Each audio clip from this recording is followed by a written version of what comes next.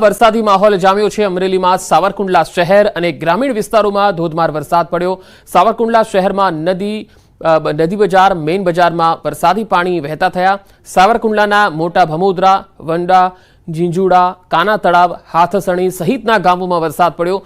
વરસાદ આવવાથી વાતાવરણમાં ઠંડક ફેલાઈ ગઈ છે।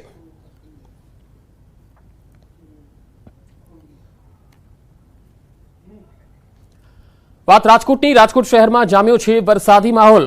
Raiya road, 150 foot ring road સહિતના વિસ્તારોમાં વરસાદ। કાલાવડ રોડ અને સાધુ વાસવાણી રોડ પર પણ વરસાદ જોવા મળ્યો। ગાંધીગ્રામ અને યુનિવર્સિટી રોડ સહિતના વિસ્તારો વરસાદી પાણીથી ભીંજાયા। વરસાદને પગલે રસ્તા પર પાણી ભરાઈ ગયા જોવા મળ્યા। તો રાજકોટમાં શહેરમાં અનેક વિસ્તારોમાં વરસાદને કારણે ઠેર ઠેર પાણી ભરાયેલા જોવા મળ્યા। વાહન ચાલકોને પણ હાલાકી પડી। શહેરમાં સવારથી જ વરસાદી માહોલ જોવા મળ્યો છે, જેના કારણે વાતાવરણમાં ઠંડક ફેલાઈ ગઈ છે। નાગરિકોને ગરમીથી રાહત મળી ગઈ છે। જોકે નીચાણવાળા વિસ્તારોમાં પાણી ભરાવાના કારણે વાહન ચાલકોને થોડી તકલીફ, મુશ્કેલી વેઠવાનો વારો આવ્યો। વાત ભાવનગરની। ભાવનગર જિલ્લાના પંથકમાં અનેક વિસ્તારોમાં વાતાવરણમાં પલટો આવ્યો। જિલ્લાના ગારિયાધારમાં અને આસપાસના ગ્રામીણ વિસ્તારોમાં વરસાદી માહોલ છે। ગારિયાધાર તાલુકાના ગ્રામ્ય પંથકમાં વરસાદ શરૂ થઈ ગયો છે। પાંચટોબરા, રતનવાવ, પાચરિયા, સુરનિવાસ, આણંદપુર, પીપળવા, નાના ચારોડિયા સહિતના વિસ્તારોમાં વરસાદ પડ્યો।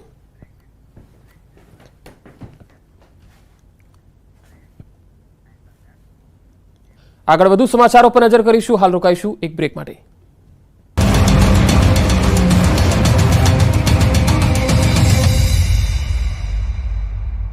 चोट लगने पर जलबंबाकारनी स्थिति, वाहनों डूब्या।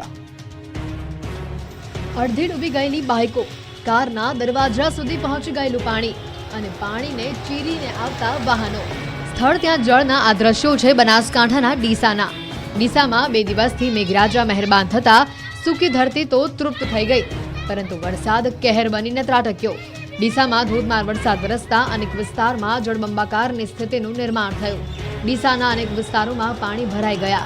ડીસાના ખાડિયા વિસ્તારમાં તો 2 થી 4 ફૂટ સુધીના પાણી ભરાઈ જતા વાહન ચાલકોને ભારે હાલાકી વેઠવી પડી।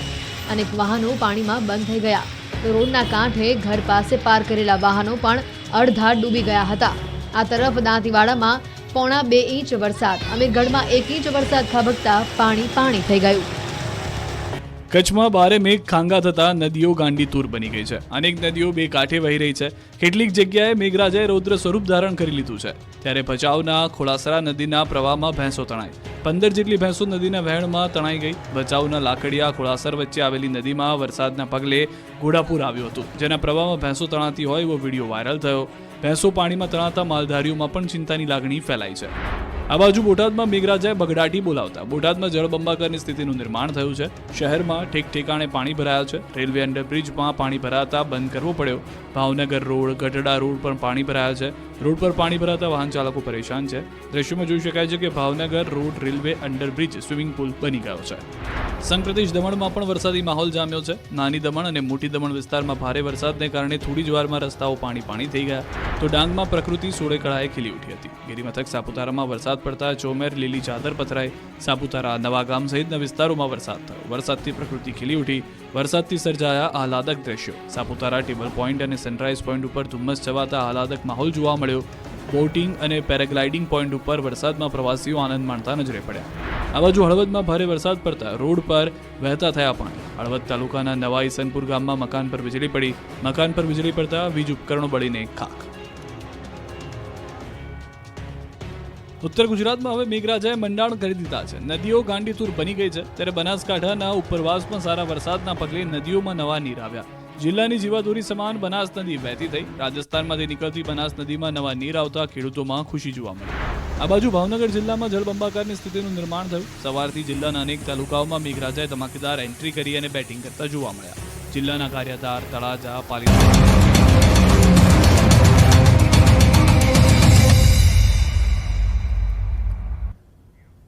Welcome back. ગુજરાત સરકારે આરોગ્ય ક્ષેત્રમાં વિવિધ યોજનાઓને લાગુ કરીને આરોગ્યની અનિશ્ચિતતાઓ દૂર કરવા સતત પ્રયત્નો કર્યા। મુખ્યમંત્રી ભૂપેન્દ્ર પટેલની સરકારે રાજ્યના પ્રત્યેક વ્યક્તિને સ્વસ્થ રાખવાના અભિગમથી આરોગ્યલક્ષી સેવાઓમાં અને સુવિધાઓમાં સતત વધારો કર્યો।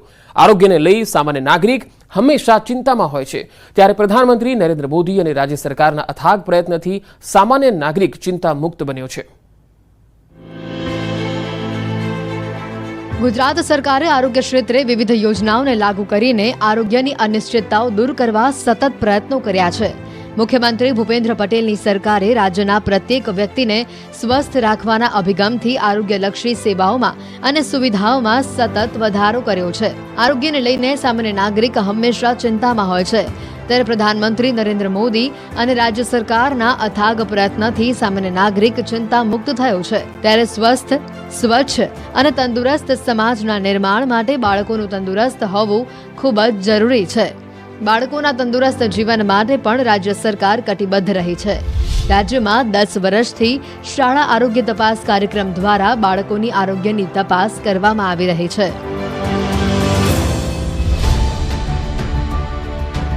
વિશ્વ આરોગ્ય સંસ્થા યુનિસેફ, યુનેસ્કો અને વિશ્વ બેંકના સહકારથી આરોગ્યવર્ધક શાળા કાર્યક્રમનો પાયલોટ પ્રોજેક્ટ દેશમાં પ્રથમવાર ગુજરાતમાં શરૂ કરવામાં આવ્યો છે.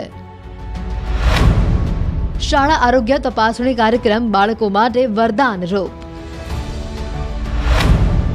રાજ્યના પ્રત્યેક બાળકની સંભાળ લેતી સરકાર. શાળાએ જતા 18 વર્ષ સુધીના બાળકોની આરોગ્ય તપાસ. ગંભીર બીમારીઓમાં બાળકોને સુપર સ્પેશિયાલિટી સારવાર. બાળકોને હૃદય, કિડની અને કેન્સર જેવી બીમારીમાં મફત સારવાર. આરોગ્ય કાર્યક્રમને છેવાડાના બાળકો સુધી પહોંચાડવા સરકાર કટિબદ્ધ. RBSK મોબાઈલ હેલ્થ ટીમ દ્વારા બાળકોની આરોગ્ય ચકાસણી.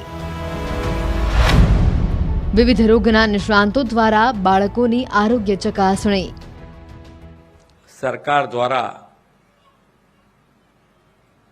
જન્મથી લઈ અને છેક સુધી એનું ધ્યાન રાખવા માટે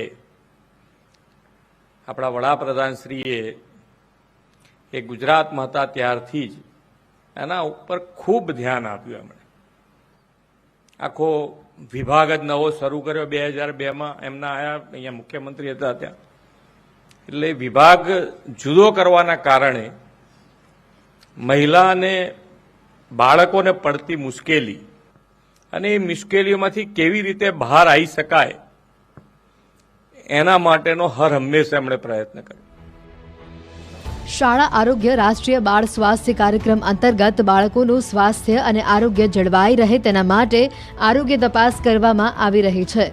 નવજાત શિશુથી માંડીને 5 વર્ષના આંગણવાડીના બાળકો, ધોરણ 1 થી 12માં અભ્યાસ કરતા તમામ વિદ્યાર્થીઓ, 18 વર્ષ સુધીના બાળકોને RBSK મોબાઈલ હેલ્થ ટીમ દ્વારા નિયમિત રીતે આરોગ્ય ચકાસણી અને સંદર્ભ સેવા દ્વારા સારવાર પૂરી પાડવામાં આવે છે.